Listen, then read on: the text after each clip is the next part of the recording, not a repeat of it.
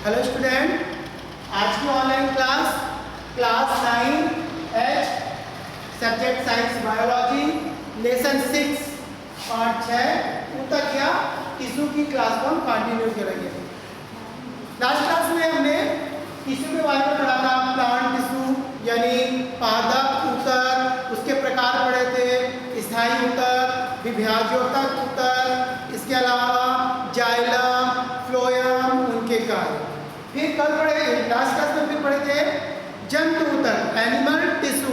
Animal tissue 4 प्रकार के पढ़े थे, एपिथेलियम ऊतक, संयोजी ऊतक सेकंड नंबर, थर्ड पेशी ऊतक, फोर्थ तंत्रिकी ऊतक, जिसमें एपिथेलियम ऊतक लास्ट क्लास में पढ़ चुके हैं। आज जंतु ऊतक का जो सेकंड प्रकार है हम पढ़ रहे हैं जंतु ऊतक। जंतु का 4 प्रकार के पढ़ चुके हैं। प्रकारों के नाम एपिथेलियम,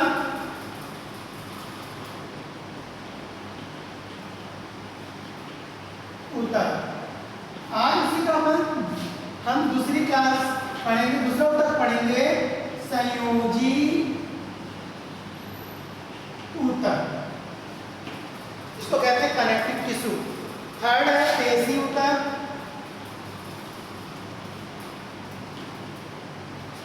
लास्ट क्लास में पढ़ेंगे, सॉरी नेक्स्ट क्लास में तंत्रिका ऊतक। ये दो ऊतक अपन नेक्स्ट क्लास पढ़ेंगे। आज की क्लास में हम पढ़ेंगे संयोजी ऊतक। तो सबसे पहला टॉपिक है आपका संयोजी ऊतक, कनेक्टिव टिश्यू।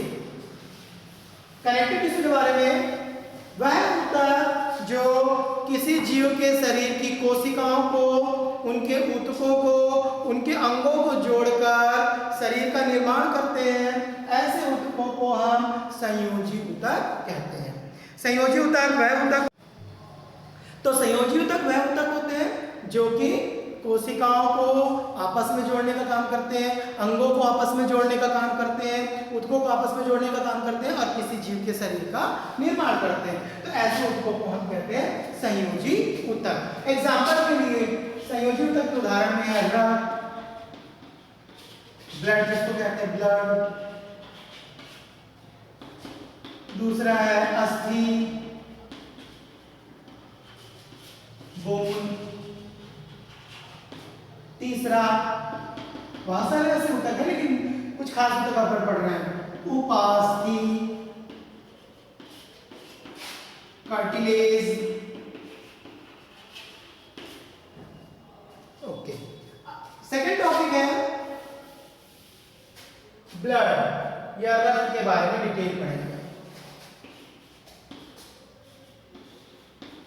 रक्त भी एक तरल संयोजी ऊतक होता है बच्चों, क्योंकि ये हमारे शरीर में द्रव के रूप में या लिक्विड फॉर्म में पाया जाता है। तो रक्त एक मोस्ट इंपॉर्टेंट कनेक्टिव टिश्यू है।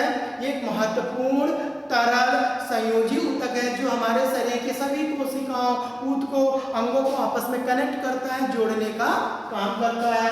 ये तरल रूप में होता है, हमारे शरीर में रेड कलर का होता है और प्रमुख 4 भागों का बना होता है रक्त।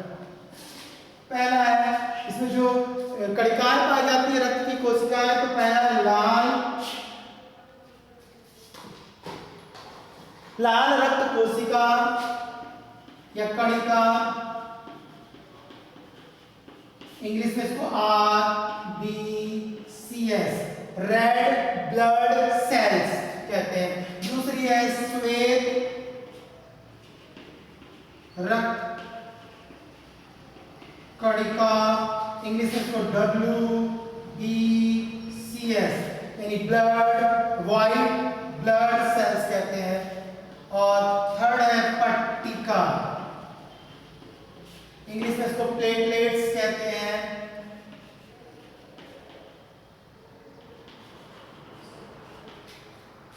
और फोर्थ है प्लाज्मा, इसे प्लाज्मा ही कहते हैं। इस तरह से जो रक्त होता है वो 4 भागों से मिलकर बना होता है, लाल रक्त कणिका, श्वेत रक्त कणिका, पट्टिका और प्लाज्मा।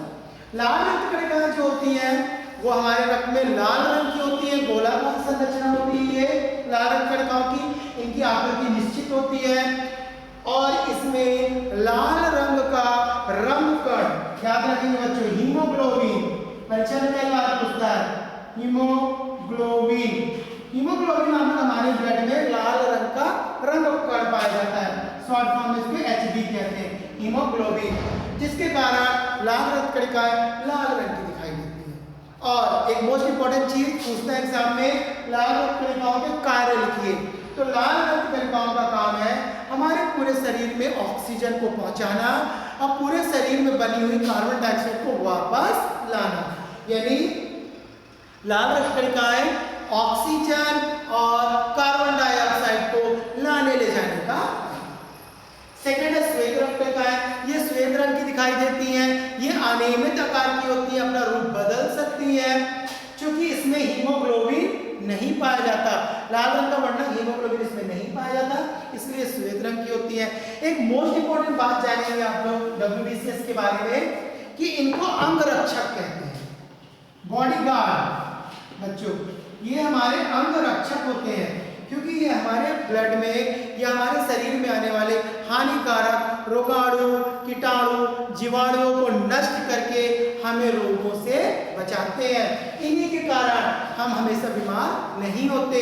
ये प्रकार के फाइटर होते हैं, बॉडी को गार्ड करते हैं, अंगरक्षक होते हैं, तो इसे हम कहते हैं श्वेत रक्त कणिका WBCS। थर्ड है इसका काम, आपका समझ में आ गया WBCS के काम क्या है, ये रोगाणुओं को नष्ट करके हमें रोगों से बचाते हैं।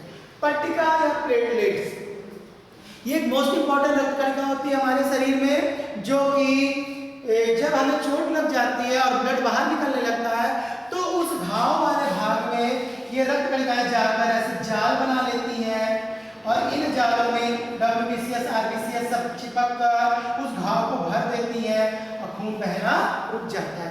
यानी पट्टिकाओं का मोस्ट इंपॉर्टेंट काम है कि हमारे शरीर में रक्त का थक्का जमाती है बच्चों और घाव भरने में मदद करती है। चौथा है प्लाज्मा, रक्त के तरल भाग को प्लाज्मा कहते हैं। जब इन तीनों कणिकाओं को हम निकाल दें तो रक्त का जो तेल की तरह रंगहीन द्रव होता है, लिक्विड फॉर्म में होता है, उसे हम प्लाज्मा कहते हैं। ये परिवहन का काम करता है, ऑक्सीजन, कार्बन डाइऑक्साइड को लाने ले जाने में, अपशिष्ट पदार्थ को लाने ले जाने में मदद करता है। तो इस तरह से अपन ब्लड के बारे में जान लें। अब हम पढ़ेंगे बच्चों, नेक्स्ट टॉपिक है अस्थि और उपास्थि। अस्थि, अस्थि मैंने हड्डियां, नॉर्मल भाषा में अपन अस्थि को हड्डी, इंग्लिश में इसको बोन कहते हैं, बोन। ये भी हमारे शरीर का एक महत्वपूर्ण संयोजी ऊतक है। यह ऊतक आपस में जुड़कर या हड्डियां आपस में जुड़कर हमारे शरीर का ढांचा बनाते हैं या कंकाल बनाने का काम करते हैं और शरीर को निश्चित आकृति प्रदान करते हैं। तो अस्थि भी एक महत्वपूर्ण संयोजी ऊतक है, क्योंकि यह कई हड्डियों को आपस में जोड़ रहा है, शरीर का कंकाल बना रहा है, शरीर का ढांचा बना रहा है और शरीर को निश्चित आकृति प्रदान करता है। इसका जो द्रव होता है, मैट्रिक्स यानी जीव द्रव, ठोस होता है, कठोर होता है और मजबूत होता है, क्योंकि इसमें कैल्शियम और मैग्नीशियम लवण की परत पाई जाती है, जिसके कारण अस्थियां अत्यधिक कठोर और मजबूत होती हैं, ठोस होती हैं। सेकंड है उपास्थि, कार्टिलेज।